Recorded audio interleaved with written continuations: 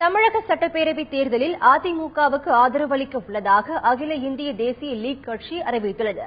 அகில இந்திய தேசிய லீக் கட்சியின் செயற்குழு கூட்டம் சென்னை திருவல்லிக்கேணியில் நடைபெற்றது. வரும் சட்டப்பேரவை தேர்தலிலும் அதிமுகவுக்கு ஆதரவளிக்க கூட்டத்தில் தீர்மானிக்கப்பட்டது. பின்னர் செய்தியாளர்களிடம் பேசிய அக்கட்சியின் மாநில தலைவர் இனாயத்துல்லா இதனை தெரிவித்துள்ளார்.